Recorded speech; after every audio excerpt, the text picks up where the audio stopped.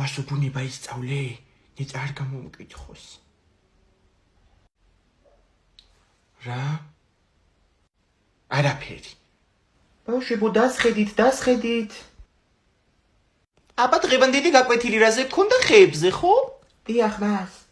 არ ჭირდება დაზუსტება რა. დავსვავ კითხვებს და მიპასუხებთ. მე არ მისწავლია, ვერ გავიგე ვერაფერი ამ გაკვეთილში.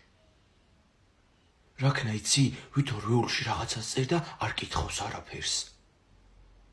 აბა ხის ფოთლები, ვინ მეტყვის რატომ სჭირდება ხეს ფოთლები? აბა ლომსაძე გისმენ?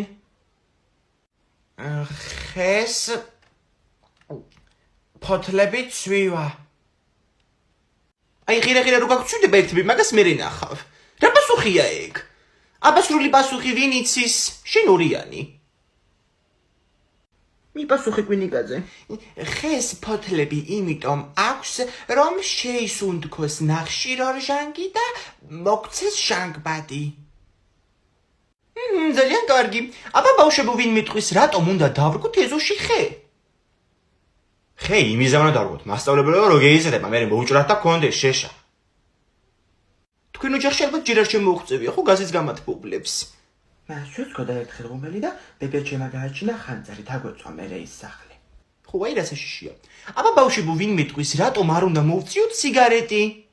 აბა კვინიკაძე. და ჩემი ამბობს სიგარეტს თუ მოწევ კიბო გაგიჩდება, მაგრამ თვითონ სულ ეწევა. სიკვდილის ნატრობს ხოლმე. ხო, ალბათ ეხლა ეგ ოჯახშია პრობლემები. მას საჭიროა თახში რომ გავიდა შეიძლება?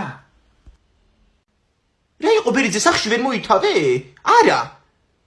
აბა ომარიკო მთელი გაკვეთილია რო ჩუმად ხარ, საიდან იღებს ხე საკვებს და წყალს? მას ბერიძე წყალს აქცევს, მე მგონი იატაკზე.